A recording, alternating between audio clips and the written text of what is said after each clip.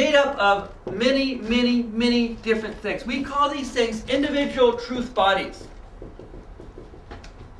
Individual truth bodies. Now what is that? Well, there's many bodies. There's my body, there's your body, but there's also, if we look out here, there's rocks and leaves, there's a pen, there's a chair. Each one of these is a unique, separate body. I can pick up this thing, I can say this is one unit, okay? Now, okay, I'm going to try to merge this body with the window, okay? What do you think, it's going to work? Can I merge them? No. What happens? Somehow it doesn't work. It doesn't work. I can't, they're individual, they're separate. Okay? Individual bodies, and each body carries within it that law, that truth that God put there, that representation of God's internal character. This thing follows, it's made out of metal. If I get a magnet, it's going to stick because it's made out of steel. That's one of the internal characteristics of steel. Okay?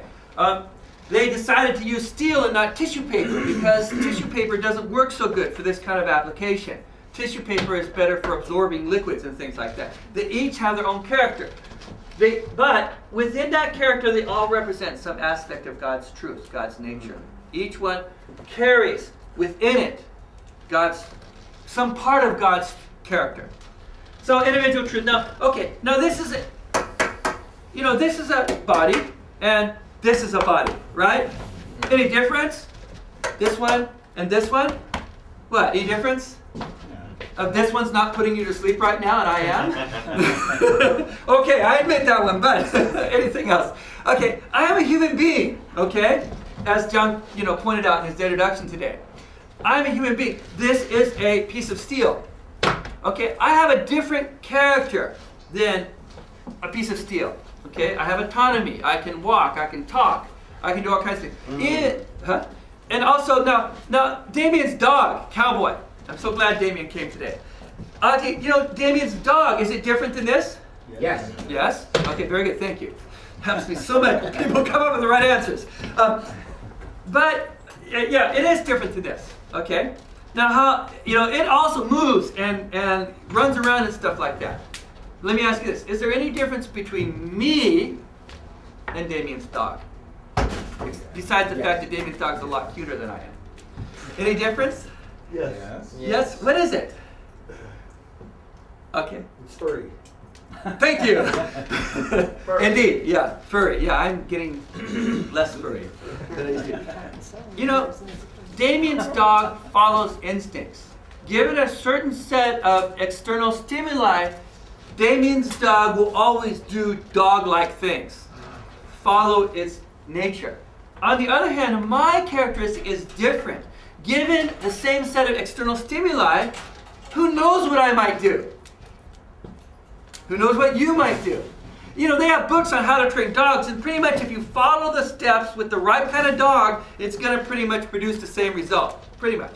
But human beings, who knows what's going to happen? Who knows? Okay, let's go to the ice cream counter at the store. Okay? We all have an assignment to choose ice cream. All right? So all the parameters are the same. Same ice cream counter, same people. What are you going to choose, Bob? Let's go chocolate. Chocolate. How about you, Pastor Frank? Rocky Road. Rocky Road. Okay, I'm going to definitely go for the mint chocolate chip. How about you, Andy?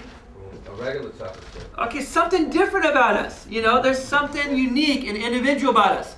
Also, given a chance to decide whether to do good or evil. Some human beings will choose to do good, and others will choose to do evil. And also, given many choices like that, at some point in our lives, each one of us will sometimes do the right thing and sometimes do the wrong thing. And Pastor Frank's going to talk about that in the next lecture. But we're different. We're individual truth bodies. But this is an individual truth body in image. It's an image of God's character, but we are individual truth bodies in substance. We have the opportunity to substantiate God's character. That indeed God created human beings, that God could see His nature reflected in something in His creation. As it says about God created human beings in His own image. Male and female is created. We are supposed to reflect the nature of God. So let's continue on with that. I feel like this one better. That one's better, yeah. Yeah, this one I don't even want to think about that one. Okay. All right, so here you have God and creation, okay? So God is subject, creation is object, okay? And now, as we said before, creation isn't just one amorphous blob. Actually, there's this relationship too, but let's just leave this here for a moment. Let's take another relationship, okay? We can see, I'll just do this one now. We'll talk about this a little bit more later on. Okay, men and women, are they the same? No. Everything in the universe exists through relationships. Without relationship, there's nothing. With no relationships, no purpose. Anything by itself has actually, in a sense, no meaning or purpose because there's nothing there to take advantage of, to appreciate, to use, to relate to that thing.